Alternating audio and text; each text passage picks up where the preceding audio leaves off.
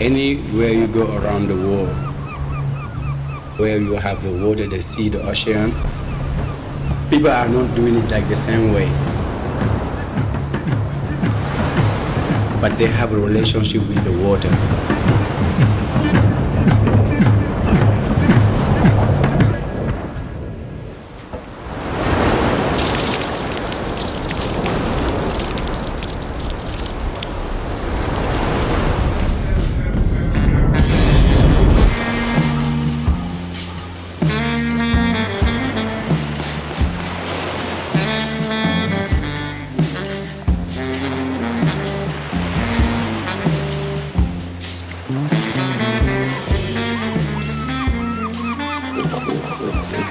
When discussing surfing, most people consider the sole origin to be by the Polynesians, and the first known account to be the 1700s in Hawaii.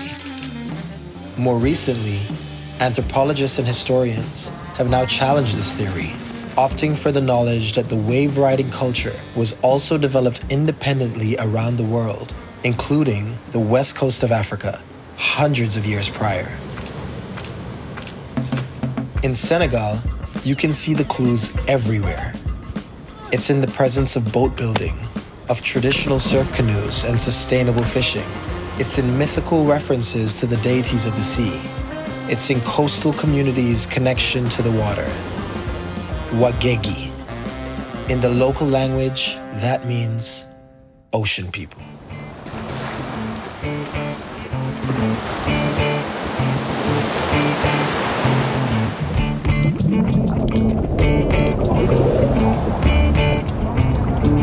So much of this history is undocumented in writing. Tracing this theory on a continent and culture where oral history and storytelling takes precedence was going to be hard. So Robin and I, two black filmmakers from the Caribbean, with a pull to the African continent, decided there was only one way to find out: to visit Senegal, to talk to its people, and listen to their stories. So I started surfing, which was kind of random. I was on the beach with my cousin and we just saw people surfing and we said, oh, well, we should try, I think. So that's how we started. Sharif Fall is Senegal's surf champion.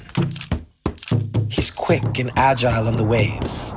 He's competed internationally in places like Morocco and Cape Verde and has won the West Africa Tour twice, being the first black surfer to ever win. In the local coastal towns, he's a hero, and rightly so. When you watch Sharif surf, you start to notice what's really particular about the surf style in Senegal. It's like the music of this region. It's technical, but also loose, uninhibited, embodying the free spirit of West Africa. When Sharif surfs, it's like he's dancing on waves. I managed to get on a video call with Professor Kevin Dawson, a history professor and author of the book Undercurrents of Power, exploring aquatic culture in the African diaspora to understand more about this lost narrative of African surf.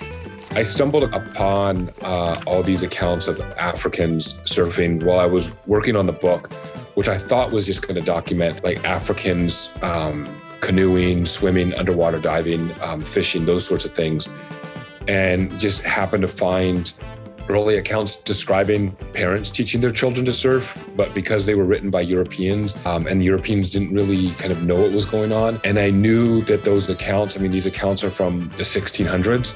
This is before Oceanians, Polynesians, Micronesians, Melanesians, Europeans had encountered them. There's no way that Europeans would have introduced surfing from the Pacific. I feel like everyone knows that you're the champion surfer of Senegal, but I don't know if a lot of people know how you started. When I am young, I'm doing this on the beach, then go. Like this, I'm learning surfing, and I go there and my mom, and they are cleaning and they cleaning fish and the beach, and I have bodyboard like this, I'm learning surfing. And after this, I come back to the contest and I make my first position, and yeah. You won the contest? Yeah. So sick. Sharif introduced me to Dam and Ismaila, his friends from the Senegalese surf community.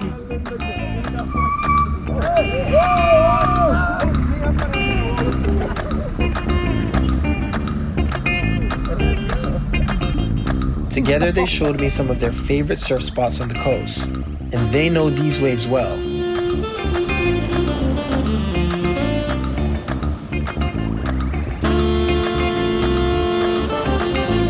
I better see you in the middle of the wave, eh?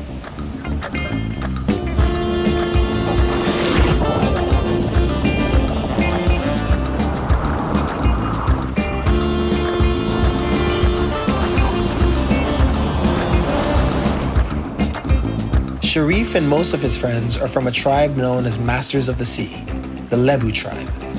For hundreds of years, they've revered the sea and lived in unity with it. The clues are everywhere in their stories, their cultural practices, and especially in the art of building their iconic boats known locally as pirogues. With my new friend Babakar, the owner of a local surf school, I visited Yoff Beach to examine the origins of the pirogue and any similarities with a modern surfboard. And so one of the things I argue is that surfing was a way for Africans to understand how to actually reach coastal fisheries and shipping lanes. So the only way to get from land to sea is to cross through the surf. And so what Africans established then, well, what they invent are surf canoes. And you would have seen variations of them, like they have the ones in, like the Lebu use with the big wave break on the front. You can see that those canoes in Senegal are designed for cutting through much steeper, larger waves. Well, with this much expertise in traditional boat making and the history of surf canoes that navigated surf zones along the coast, plus hundreds of local surfers, I wondered why the surfboard shaping industry hadn't taken off here in Senegal. This led me to El Hadj, one of Senegal's only surf shapers. Comme nous manquons de matières premières pour faire le shape, donc notre mission est de récupérer les vieilles boards sur place pour les transformer et les donner en seconde vie.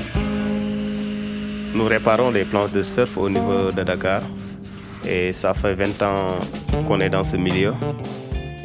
Les locaux apprécient notre travail et notre expertise.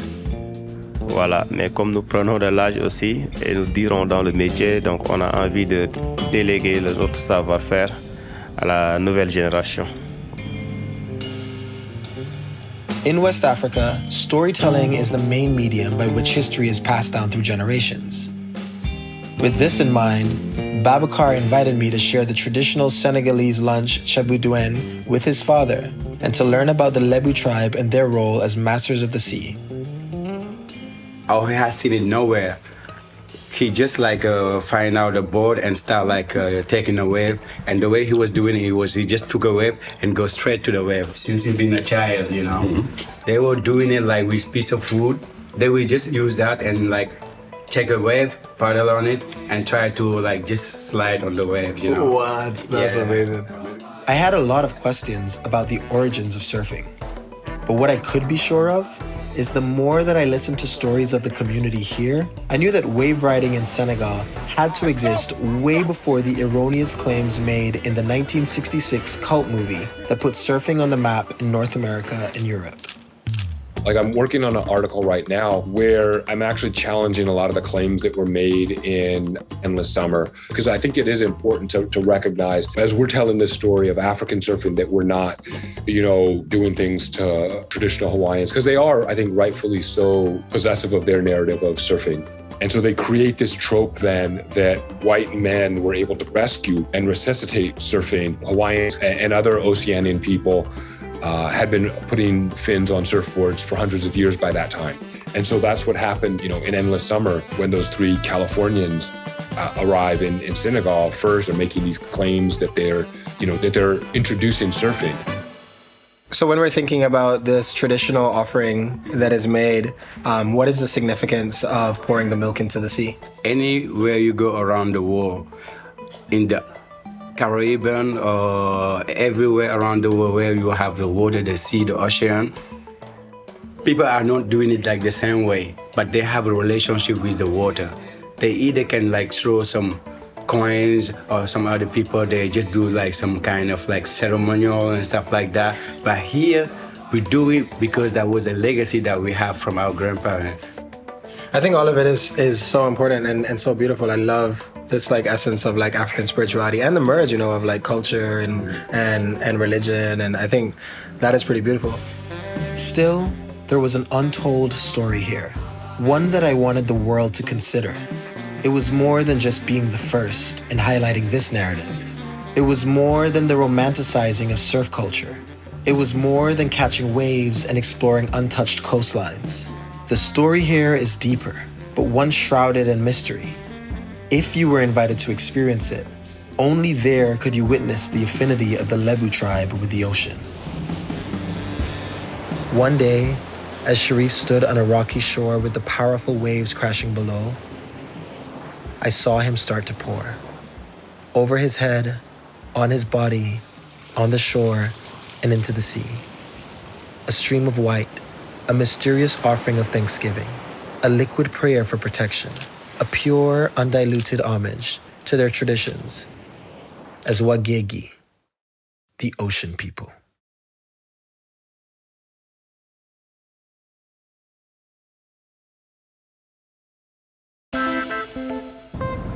Excuse me. Give us a rundown of the parade. Talk to the camera.